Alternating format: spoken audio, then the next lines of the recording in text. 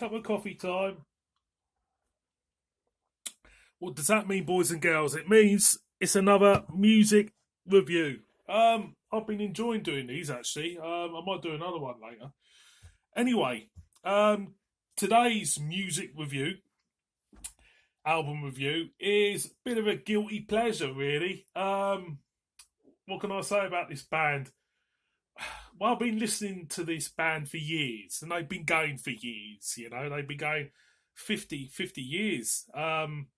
And they've had a few lineup changes over the years, and they were gonna, well, they did a farewell tour a few years back, and everybody thought they were gonna pack up and everything. And after all these years, and suddenly they came back with a release, and this is the release they came back with. We are talking, of course, well, we don't know.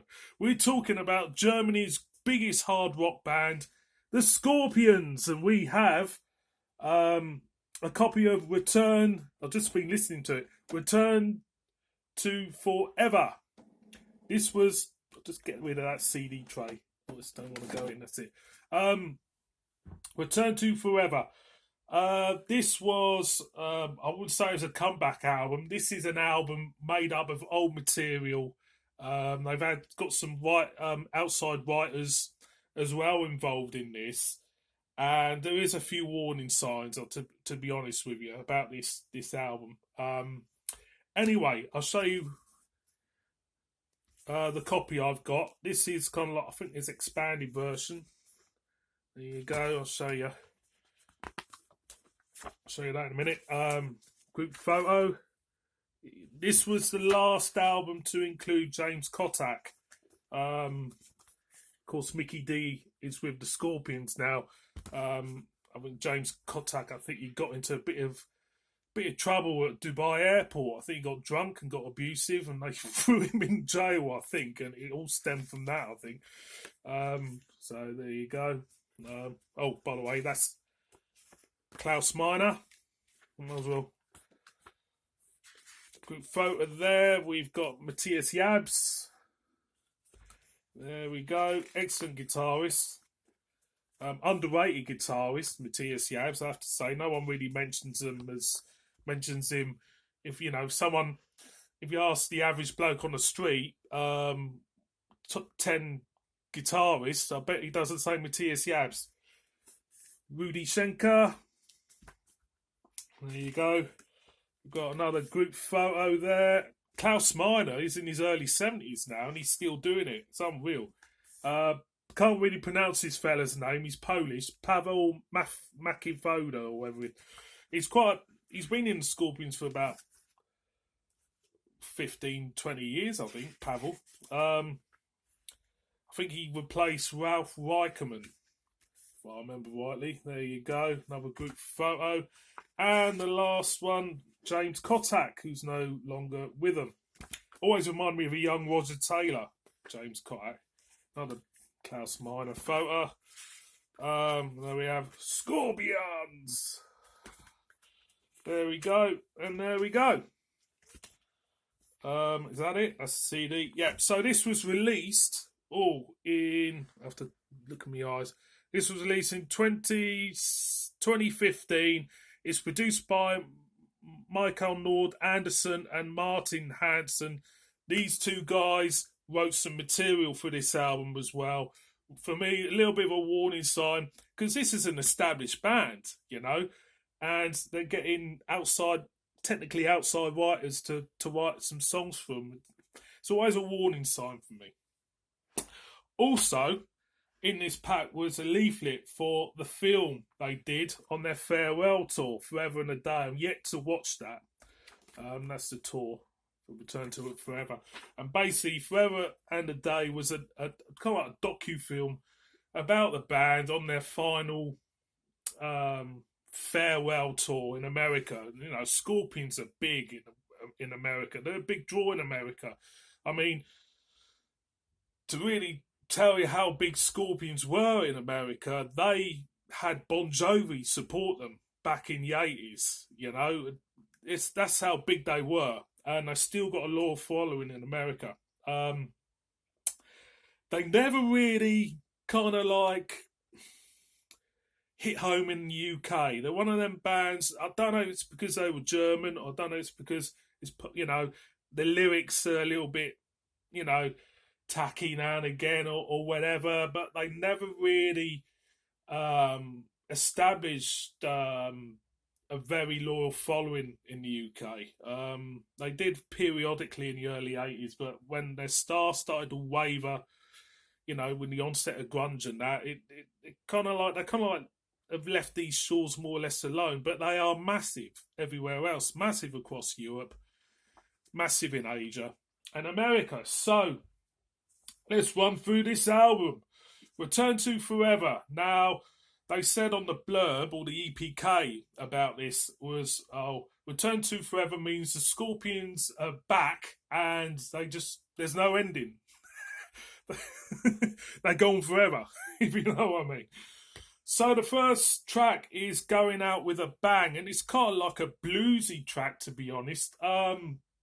It's quite catchy in places. It's not bad for an opening track. It's quite bluesy. I can imagine Matthias playing a Gibson in this. Also, I like to say Matthias and Rudolf Schenker, I regard them very, very highly. We talk about bands with two guitarists. We used to talk about Iron Maiden in the heyday with Dave Murray, Adrian Smith, Judas Priest with KK and Glenn Tipton. I put definitely Matthias Yabs and Rudy Schenker up there with them. I really do. I think they play extraordinarily well together. And because the Scorpions have been going for so long, they could play, well, they've actually admitted it. If they go on tour, they could play any song from their repertoire, anything they will play. Like, they've got it so ingrained in their head, and they've been playing, together for so long. Some of them, 50 years, especially Rudy and Klaus Meine. Matthias, I think he's a new relatively new. He joined them 79, 80, Love Drive era. So, they've been playing such a long time.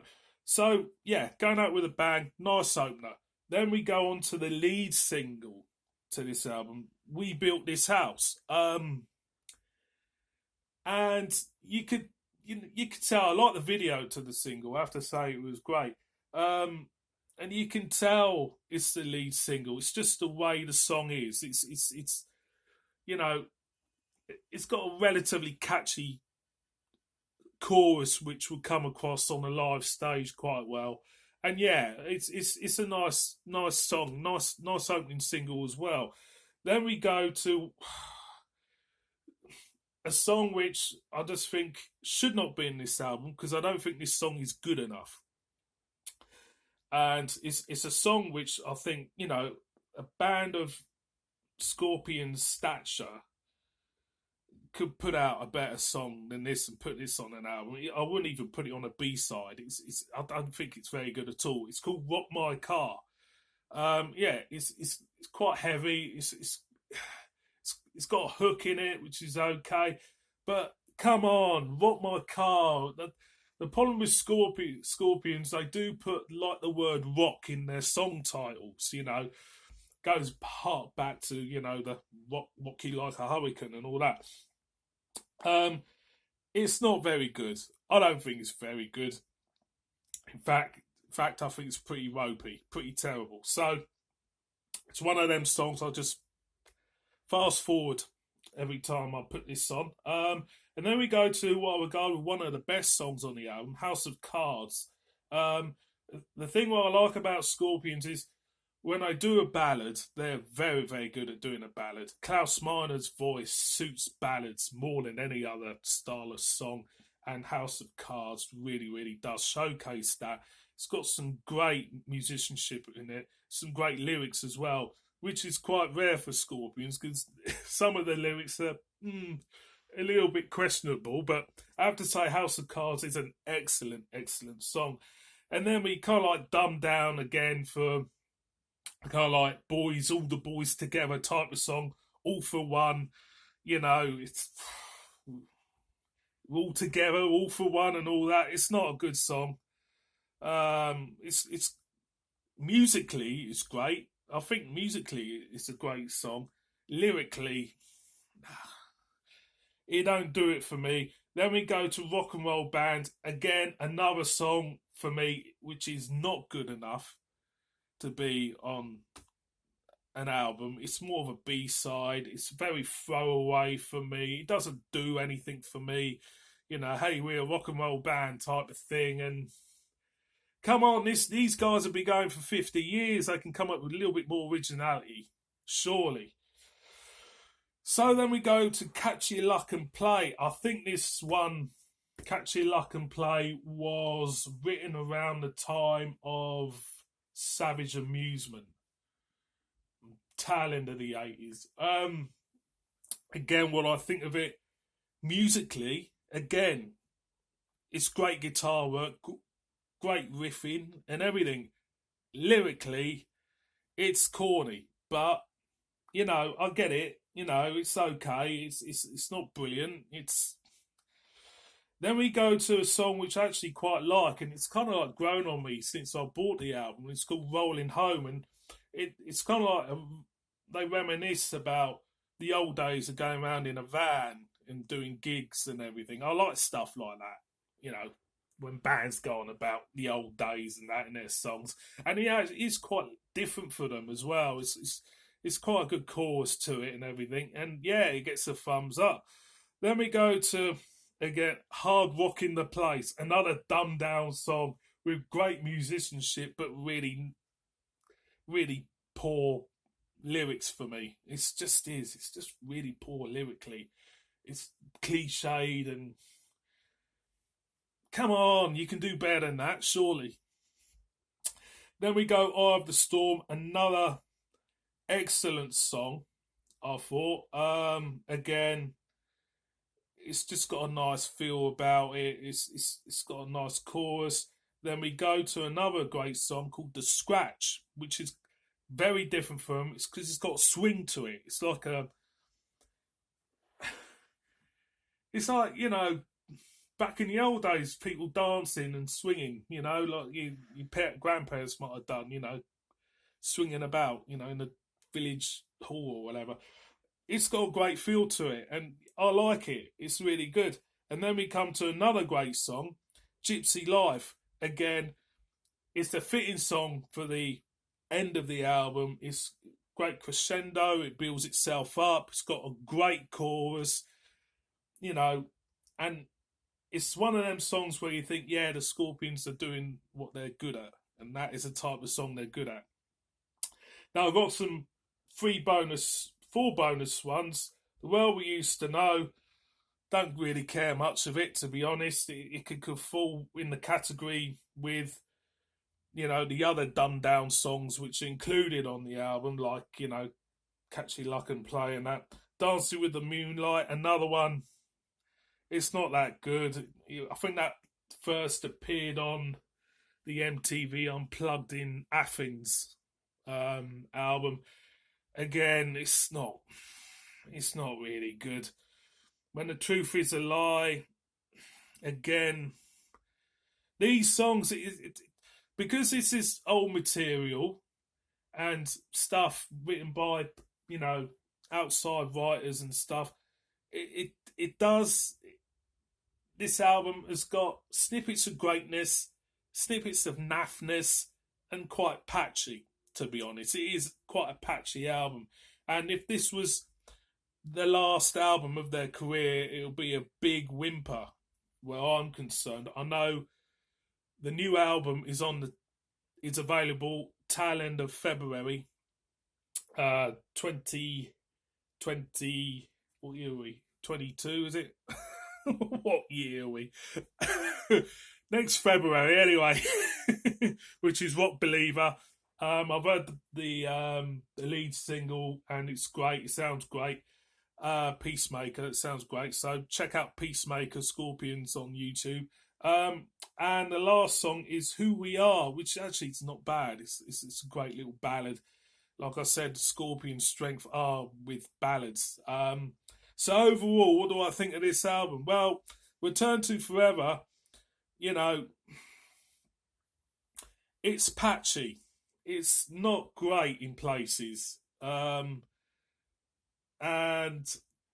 it's not thinking man's metal. It's not nothing like that. It's just, it's just not great in places. But there is a few gold nuggets of songs in this album, which I think for anybody who likes their hard rock, especially from the 80s, would go out and buy. So think of it what you will. So, boys and girls, Scorpions, the Scorpions, put the spotlight on the people.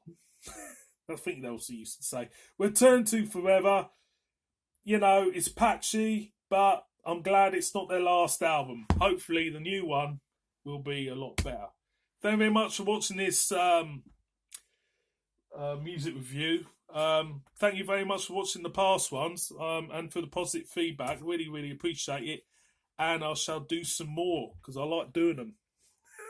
And I've got a lot of music to show to you as well. So cheers, everyone.